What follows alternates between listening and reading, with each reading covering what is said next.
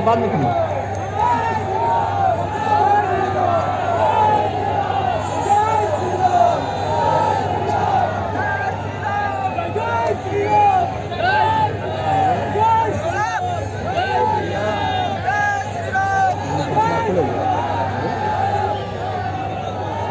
वाघोडियानी जनता जनार्दन ने मारा जय श्री राम।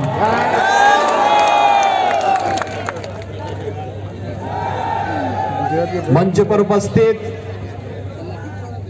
भारतीय जनता पार्टी के वरिष्ठ नेता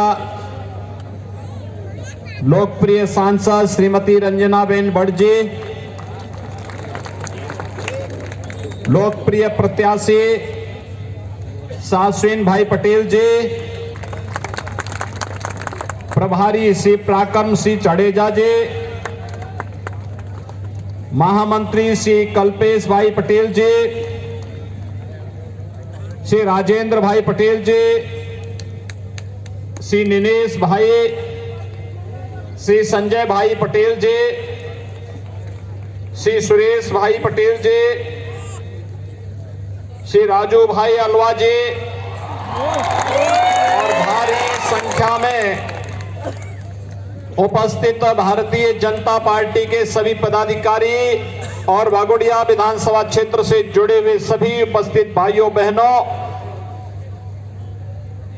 मैं आप सबको उत्तर प्रदेश से यहां पर विशेष रूप से अभिनंदन करने के लिए आया हूं। भाइयों बहनों, यहां के बारे में मान्यता है कि उत्तर प्रदेश में ही जन्मे, त्रेता युग में मर्यादा पुरुषोत्तम भगवान श्री राम को उस समय के राक्षसी प्रवृत्ति के खिलाफ लड़ने के लिए प्रेरित करने वाले महर्षि विश्वामित्र की पावन साधना स्थली भी यही क्षेत्र है जहां पर विश्वामित्री नदी भी बहती है। उस महान ऋषि के नाम पर स्थापित इस पवित्र भूभाग को और यहां की इस पवित्र नदी को मैं नमन करते हुए आप सबका हृदय से अभिनंदन करता हूं। भाइयों बहनों, गुजरात की अपनी महत्ता है और गुजरात के प्रति जिसके जो पवित्र भाव रहे हैं, हमेशा इस धरा ने उसे महान बनाया है। याद करिए, कभी उत्तर प्रदेश के जन्मे महर्षि विश्वामित्र एक महान ऋषि हुए। गायत्री मंत्र उन्होंने ही दिया था। उत्तर प्रदेश के मथुरा वृंदावन में जन्मे कृष्ण कन्हैया यहां आकर के द्वारिकाधीश हो गए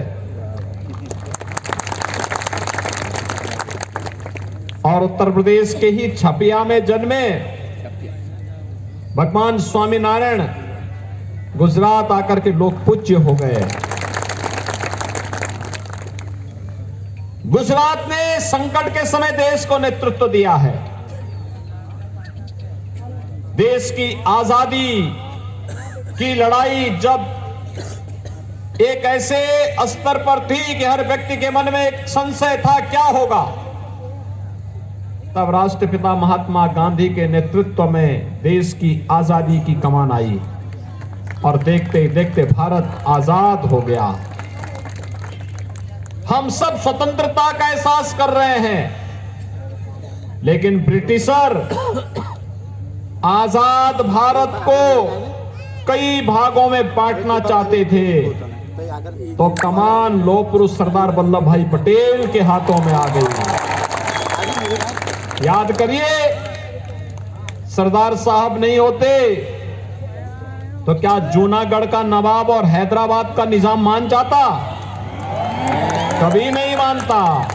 सरदार साहब के सामने इन दोनों को घुटनों टेकना पड़ा था और हैदराबाद और जूनागढ़ भी भारत गणराज्य का हिस्सा बना। भाइयों बहनों, जब भारत की राजनीति को कांग्रेस ने अपने भ्रष्ट कारनामों के कारण अविश्वास और अराजकता का प्रतीक बना दिया था, तब गुजरात की ही माटी के सपूत, गुजरात गौरव के प्रतीक, उस समय के लोकप्रिय मुख्यमंत्री श्री नरेंद्र भाई मोदी को गुजरात ने भारत की कमान सौंपने के लिए भेजा। और आज मोदी जी के नेतृत्व में भारत एक भारत श्रेष्ठ भारत बन रहा है। आज का दिन तो बहुत महत्वपूर्ण है। आज गुजरात में पहले चरण के मतदान हुए हैं। रुझान बताते हैं कि भारतीय जनता पार्टी सारे रिकॉर्ड तोड़ करके भारी बहुमत से फिर से सरकार बनाने जा रही है। और आज ही के दिन G20 के वे देश जिनका दुनिया के 80% संसाधनों पर अधिकार है, उसकी कमान प्रधानमंत्री मोदी जी के हाथों में आई है। भाइयों बहनों, ये गुजरात ही नहीं पूरे भारत के गौरव का है विषय है। आजादी के अमृत महोत्सव वर्ष में अनेक उपलब्धियों को लेकर के मोदी जी के नेतृत्व में आज भारत आगे बढ़ रहा है। 1947 में पता नहीं हमारे घरों में तिरंगा लहराया था कि नहीं लहराया था, हमने नहीं देखा, लेकिन आजादी के 75 वर्ष पूरे होने पर प्रधानमंत्री मोदी जी ने हर घर तिरंगा फहराने का काम करवा दिया। जो ब्रिटेन 200 वर्षों तक भारत पे शासन किया था, उस ब्रिटेन को पछाड़ करके भारत दुनिया की 5वीं बड़ी अर्थव्यवस्था बन गया। और आज G20 के देशों की कमान भी प्रधानमंत्री मोदी जी के हाथों में आ गई। दुनिया के वे 20 बड़े देश जिनका दुनिया के 80% संसाधनों पर अधिकार है, दुनिया के अंदर शांति, सौहार्द, संतुलन और समृद्धि का मार्ग कैसे प्रशस्त होना है, अगले 1 वर्ष तक मोदी जी के नेतृत्व में तय होगा। और इसलिए भाइयों बहनों, एक और वैश्विक मंच पर भारत की बढ़ती हुई प्रतिष्ठा और दूसरी तरफ भारत की सुरक्षित हुई सीमाएं, आज दुश्मन भारत की तरफ टेढ़ी नजरों से नहीं देख सकता।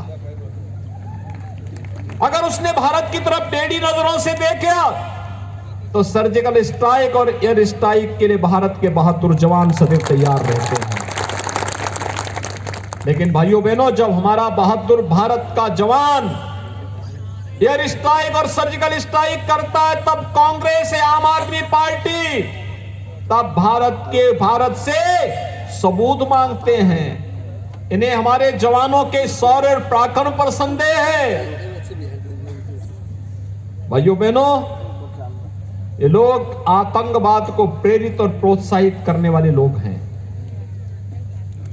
ये लोग भारत के सामर्थ्य पर संशय करते हैं। आज भारत सुरक्षित भारत बना है।